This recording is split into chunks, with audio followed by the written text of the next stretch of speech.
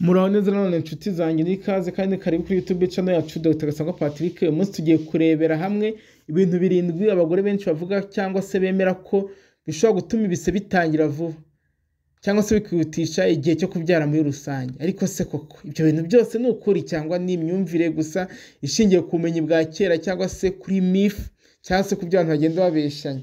Tugomba kureba rero ibyo ubushakashatsi n'abaganga bavuga kuri iyo ngingo kugira ngo turusheho gusobanukirwa nk'uko mwagiye mubitubaza bimwe muri ibyo bintu birindwi abagore benshi bavuga cyangwa se bemera ko bishobora gutuma ibise bitangira vuba cyangwa se byihutisha ibise cyangwa se bikihutisha kubyara. Ni kumwe na Dr. Gasangwa Patrick, kanda subscribe nimba utarabikora, ariko ni byiza gusangiza n'abandi babyeyi izi video kugira ngo bakomeze bagira ubumenyi. Ubusanzwe se ubundi ibise biterwa n'iki?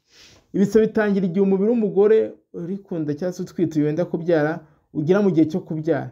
Byerekanwa n'ibintu bikomeye: umusemburo wa oxytocin uva mu bwonko, ibyo bita prostaglandine, nabyo ni imisemburo zikurura nyababyeyi, none inkondo y'umura cervix igafunguka cyangwa se ikarambuka. Ni ibintu rero bisanzwe kandi bigenwa n'umubiri w'umugore utwite. Bango umugore utwite ugeze igihe cyo kubyara ibise biraza. Nimba warabyaye wumvishe uko igise kimera. Ibintu rero birindwi abagore benshi bemera ko byihutisha ibise, ibyo tugiye kurebera hamwe. Abagore benshi bemera ko kunywa icyayi cya raspberry leaf tea. Abagore benshi bavuga ko iki cyayi gifasha guha imbaraga nyababyeyi no kwihutisha ibise. Ubushakashatsi buke bwerekana ko gishobora gufasha muri stage ya kabiri y'ibise, expulsion cyangwa se gusohora umwana. Ariko si byiza gutangira cyangwa se kugikoresha kubera ko gituma imbere y'igihe. Bivuze iki rero? Kino cyayi cya raspberry leaf tea kukinywa rwose utwite ntabwo ari byiza kuko kizihutisha ibise byawe, bishoboka ko n'igihe wenda kitarajya cyo kubyara. Icya kabiri, kurya ibiryo bikaze spice foods. Haravuga ko bitera umura kurambuka cyangwa se bituma habaho contraction cyangwa ibise. Ariko ubushakashatsi buhari bwerekana ko nta gihamya ihari yabyemeza. Hari igihe rero bishobora ahubwo kuguteza ibyago by'uburwayi butandukanye nka diare cyangwa se heartburn, kwangirika kw'igifu. Icya gatatu, gukora imibonano mpuzabitsina. Ubushakashatsi cyangwa se abantu benshi bavuga ko semen cyangwa se amasoro y'umugabo aba arimo prostaglandine. Kandi twanye kwibise kugira ngo bibe hazaho kino hormone yitwa prostaglandine ishobora gufasha inkondo y'umura kurambuka, kandi orgasme y'umugore, orgasme bya byishimo bya nyuma by'umugore nyuma y'imibonano mpuzabitsina ishobora gutuma habaho ibise. Ubushakashatsi bwerekana ko bishobora kugira akamaro ku bagore bari hafi kubyara, ariko ntibikora kuri buri bose. Bivuze ko nimba umugore runaka yarakoze imibonano mpuzabitsina bikutisha ibise, ntabwo ari bivuze ko abagore bose cyangwa se nawe dukurikira aka kanya n'uyikora bizabaho. Birashoboka cyangwa ntibishoboka, ariko bishobora kubaho. Icya kane, kunywa icyayi cya kimine cyangwa se ginga. Ginga ubwo ni tangawizi.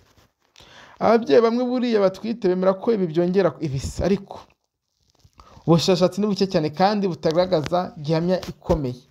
Bikunze gukoreshwa mu muco gakondo gusa, ariko nta bushakashatsi buhari buhamye. WHO Traditional Medicine Report muri 2019 ivuga ko nta bushakashatsi buhamye. Icya gatanu, kurya indimu cyangwa umubavu wa pineapple.